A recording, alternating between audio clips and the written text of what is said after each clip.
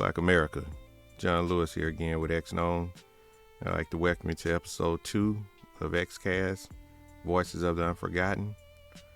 And today we'll be talking about Robert Smalls, the general who freed himself. So let's go ahead and hop right into it. It's 3 o'clock in the morning in Charleston Harbor. Not the kind of 3 a.m. that feels peaceful, the kind that feels like the world is holding its breath.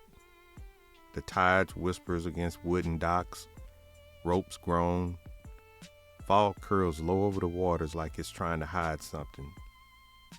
Far across the harbor, the unfinished bones of the Civil War creak quietly in the dark. Charleston sleeps, but the water never sleeps. And out of that dark stretch of harbor, a Confederate warship slips silently away from the dock. The CSS Planter. Armed, loaded, and valuable, a floating fist of the Confederacy. But tonight, this ship belongs to someone else. At the wheel stands a man the Confederacy never expected to see in this position, an enslaved man. A man dressed in the captain's coat. A man whose hands were trusted to work, but never to command. A man who learned how to read a harbor long before he ever learned how to read a book. Robert Smalls. His heart is beating so hard it feels like it's trying to punch its way out of his chest. But his face? Calm, focused, and steady. He has sailed this ship 1,000 times in his mind. Every checkpoint, every turn, every whistle signal. He knows this harbor better than most Confederate officers. And tonight, he isn't steering a ship. Tonight, he is steering history. The planter glides slowly through the darkness, past white officers sleeping miles away. Officers who believed so deeply in their superiority that they left a full Confederate vessel in the hands of an enslaved black man. And now, that arrogance is about to cost him everything. Robert keeps his voice low, keeps his crew calm, keeps his hands steady. Because the first lesson he ever learned as a black man in the South was this: your heartbeat can't expose you. Your fear can't guide you. Your genius has to stay quiet until the moment you need it. Tonight is that moment. Robert Smalls was born in 1839 in Beaufort, South Carolina, a place where black children weren't raised so much as managed. His childhood wasn't shaped by toys or dreams. It was shaped by orders. He was born into slavery under the McKee family, and depending on which historian you ask, Robert may have been the son of his enslaver, an open secret in many plantations. A painful truth that many black families carried quietly through generations. But whether or not he shared blood with the people who owned him, one thing was certain: he belonged to them on paper, even if God never intended it. From a young age, Robert was known for watching everything. He had the kind of alertness that makes adults uneasy, eyes that soaked in details, hands that learned quickly, a mind that built patterns without being taught. His mother, Lydia, saw the danger in that sharpness. She understood what happened to enslaved children who were too smart, too confident, too aware. So she did something radical for a black mother in slavery. She tried to shape his conscience before the world shaped his chains. She took him into Beaufort slave market so he could see families torn apart. She exposed him to the brutal truth she couldn't shield him from forever. Her message was simple: this is the world you were born into, but it does not have to be the world you accept. By age 12, Robert was sent to Charleston to work. Charleston, the heartbeat of the domestic slave trade, a city where enslaved labor fueled everything from shipping to construction to tourism. And yet, it was here that Robert began seeing cracks in the system. Because Charleston's dockyards, despite their brutality, were full of skill, rhythm, and coded intelligence. White officers barked orders, but black men made the harbor run. They were the ones who knew the tides, the currents, the weather shifts, the signals, the shortcuts. Charleston's waterfront was a school, one no one meant for Robert to attend, but one he mastered anyway. He learned every vessel, every route, every captain's habits. He studied how ships maneuvered and how crews communicated. He absorbed the harbor like a language that would one day save him. By his late teens, Robert had grown into a confident, capable young man, respected by black workers and begrudgingly acknowledged by white supervisors who relied on his talent. And somewhere in the middle of all that noise of Charleston's bustling streets, he met Hannah, a woman enslaved like him, older, steady, and grounding. They built a life together the world claimed they weren't allowed to have. Not a legal marriage, because enslaved people weren't considered fully human, but a covenant of the heart, a bond that defied the law. They had children, they had a home, they had fragile joy. But every enslaved parent woke up with the same fear. What if today is the day my family is sold away? That fear drove Robert harder than anything else. He negotiated with Hannah's enslaver to try to buy her freedom and the freedom of their children. The price? $800. A number designed to be impossible for a black man trapped in slavery. Robert saved every coin he could, worked extra jobs, sacrificed food, gave up clothing. But see, slavery isn't just physical imprisonment, it's economic imprisonment as well. Freedom was always priced just out of reach. So Robert did what geniuses do when the door is locked. He stopped trying to open the door and started building his own. Working aboard the CSS Planner, Robert saw something no white commander ever imagined a black man would notice. The Confederacy ran on routine, predictable, repetitive, lazy routine. White officers left the ship at night, every night. They trusted enslaved workers to stay in their place. They believed fear was stronger than imagination. Robert began collecting knowledge like a man gathering weapons. He memorized the Confederate hand signals. He practiced the captain's posture, his walk, his gestures. He studied the routes past every checkpoint and fort. He learned which nights offered the darkest cover. He took mental note of when officers drank too much. He learned the whistle codes that communicated safe passage. Every detail became a brick in the blueprint. He didn't know when the right moment would come, but he knew that moment would come. Because a mind like Robert's couldn't stay caged forever. So, May 12th, 1862. There was a warm wind that rolled across the Charleston harbor that day, and one of those nights where the air feels thick enough to hold secrets. The white officers left the CSS Planner just as Robert expected, laughing, half drunk, careless. Certain of the men they enslaved were too terrified or too simple-minded to do anything but wait for orders. They stepped off that ship believing they were safe. They walked into the night believing the world they built was unshakable. And the moment their footsteps faded, Robert stepped forward. He didn't raise his voice. He didn't give a dramatic speech. He simply said the words he'd been waiting months to say. It's time. The other black crew members, men who trusted him with their lives, gathered silently. No one hesitated. No one questioned him. They all understood the stakes. If they were caught, they wouldn't be punished. They would be executed. In public, as a warning.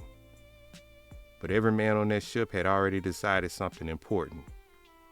Dying in the attempt was better than dying enslaved. Robert put on the captain's coat, a coat made for authority, not for the men who actually ran the ship. He stepped to the wheel. His hands didn't shake, not because he wasn't afraid, but because fear had lived with him so long it became something he could control. With a steady voice, he gave the first command. The planter eased away from the dock. A Confederate warship quietly slipping into the night, under the control of enslaved men who were never meant to touch freedom. As the ship approached the first Confederate guard station, Robert's heart thudded like a hammer inside his ribs. Fog blurred the edges of lights on the fort walls. Shadows moved. Sentinels paced. Cannons pointed out like metal predators. One wrong whistle pattern, one wrong angle, one soldier squinting too hard, and the planter would be ripped apart by cannon fire. Robert inhaled slowly. He positioned the captain's hat so it hid more of his face. He blew the whistle. Exact pitch, exact rhythm, exact pattern. Perfect. Confederate soldiers on the dock waved lazily. The planter sailed past. No suspicion, no alarm, no hesitation. Just the arrogance of a system that believed its own lies. Robert glanced at his crew. Some exhaled in relief. Others prayed silently. But the most dangerous checkpoint still awaited up ahead. Before heading toward the open water, Robert made the turn he had planned from the beginning. They stopped at a hidden location along the shoreline. There, huddled in the dark, were the people he could not leave behind. Hannah, their children, and other enslaved families willing to risk everything. Imagine that moment, standing in the shadows, holding your children, knowing this night could end in freedom or in gunfire. Women climbed aboard with trembling hands. Children were carried in silence. Men stood guard with nothing but belief as their weapons. The boat dipped under the added weight. 20 feet away, the world still believed these people were property. But in the dark that night, they were fugitives of hope. Now came the hardest part. Fort Sumter, the fortress where the Civil War began, the most heavily armed Confederate point of the harbor, a garrison trained to destroy any vessel acting suspiciously. The planter moved toward it like a mouse approaching a lion. Men on the fort's walls leaned forward. Torches flickered. Cannons loomed. Robert gripped the wheel. He lifted his hand, the captain's salute he had studied for months. Not too fast, not too eager, not too low, and not too high. He didn't blink. The guard tower signaled, "Proceed." It happened so simply, so casually, that it almost didn't feel real. But in that single second, Robert Smalls outsmarted the heart of the Confederacy. The crew didn't cheer, not yet, because survival requires discipline, and they were not free until Union flags were in sight. As the harbor opened toward the Atlantic, the Confederate flag still flew above the planter. Robert reached up and pulled it down. Then Hannah handed him the bed sheet she had carried. It wasn't a symbol of surrender. It was a symbol of possibility. He raised it high, a white sheet waving against the early light. Up ahead, Union ships awaited, cannons loaded, crews alert, expecting Confederate tricks. One wrong move, one wrong silhouette, and the Union Navy would, without hesitation, fire on the ship. Robert eased the vessel forward and shouted across the water, "Good morning, sir. I've brought you the CSS Planner." Just imagine the Union soldiers' faces.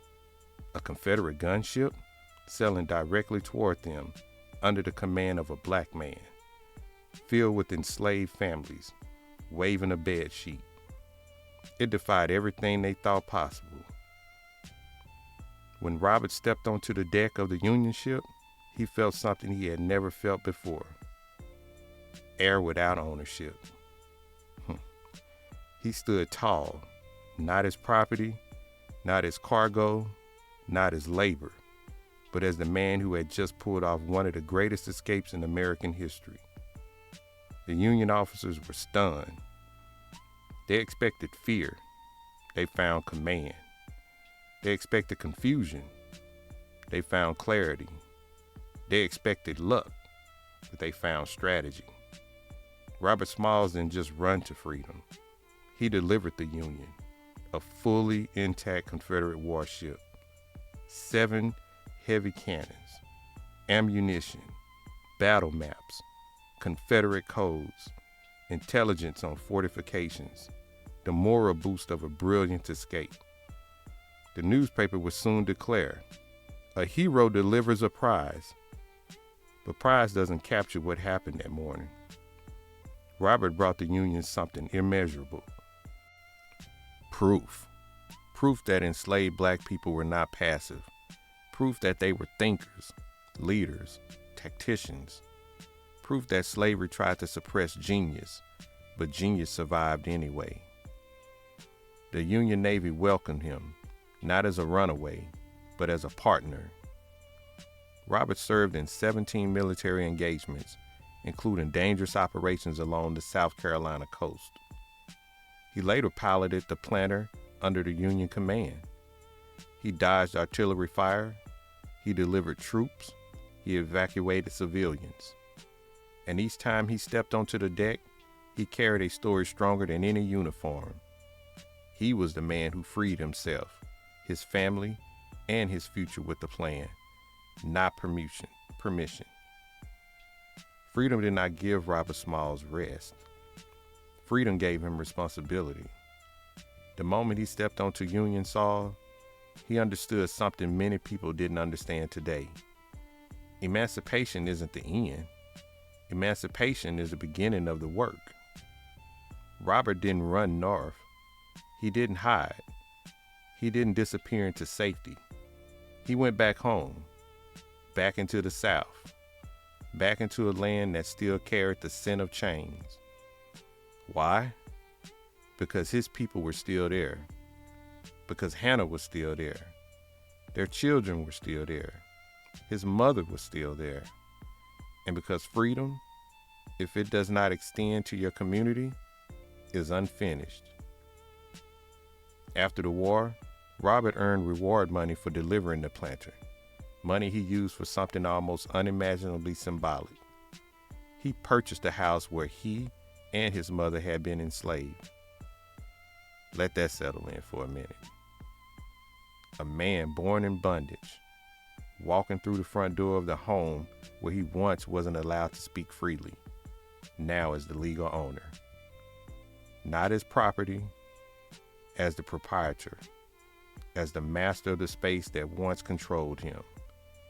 There is no direct record of what Robert felt that day, but we can imagine. His mother touching the walls she once cleaned for someone else. His children running through rooms once forbidden. His wife cooking in a kitchen meant to serve white families. That house was more than land. It was reclamation, a declaration, a promise to the future that the past would not have the last word. After Reconstruction began, Robert saw something alarming. The people who had built the Confederacy were already regrouping, already rewriting laws, already plotting to regain power. He understood that escaping slavery wasn't enough. Black people needed protection, infrastructure, representation. So he stepped into politics. He became a member of the South Carolina State Legislature, a state senator, a United States congressman, a black man, formerly enslaved, standing in the halls of power his captors once ruled. A man who had commandeered a warship, now helping shape the laws of a rebuilding nation. He pushed for public education for all children, black and white, voting rights, civil rights protections, support for newly freed families, economic opportunity for formerly enslaved communities. Public schools in South Carolina, Robert Smalls helped build that system. He believed literacy was a weapon. He believed knowledge was armor. He believed progress needed structure. His life was proof that brilliance existed everywhere slaves were kept silent. But America is a place where black advancement has always been met with white backlash. Robert wasn't spared. He faced election interference, death threats, false accusation, racist smear campaigns, legal harassment, attempts to remove him from office. Why? Because he represented something the old South couldn't tolerate: a black man with power, a black man with influence, a black man with a mind the Confederacy couldn't break. Power hates reminders of its fragility, and Robert Smalls was a walking reminder that the system had cracks big enough for a man to steer a warship through. Robert lived long enough to see the promise of Reconstruction collapse into the cruelty of Jim Crow. He watched voting rights stripped away, segregation strengthened, black office holders driven out, lynchings rise like a shadow over the South, federal protections dissolve under political pressure. He had risked his life to give black people a foothold in democracy, only to watch much of that progress ripped away. Yet he didn't give up. He continued fighting in local politics. He continued mentoring young leaders. He continued defending the rights he knew were slipping away. He kept the house he had purchased. He kept the memory. He kept the mission. And he kept repeating one of the greatest truths spoken in Reconstruction: my race needs no special defense, but simply justice. Robert Smalls died in 1915. By then, he was a national figure, and yet a man whose story was already being softened, minimized, shortened, and in some places silenced. Why? Because his life disproved a lie America told itself: that enslaved black people were passive, that they lacked strategy, that they waited for freedom instead of engineering it, that they contributed little to the nation's founding. Robert Smalls shattered that lie, and systems rarely celebrate the people who expose their weakness. When I learned about Robert Smalls, it hit me the same way Mary Turner did when I was 11. These aren't side stories. These aren't footnotes. These aren't trivia questions for Black History Month. These are the foundations we were denied. Robert's story teaches something that black people have always known. We're not waiting to be saved. We have always been the ones saving ourselves. He didn't escape because opportunity arrived.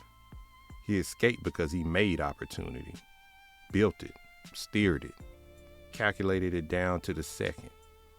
He didn't just run from danger. He outsmarted systems built to contain him. And he didn't stop with his own freedom.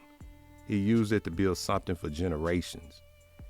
People like Robert Smalls are why the phrase, "the land of the free," even has a chance to be true.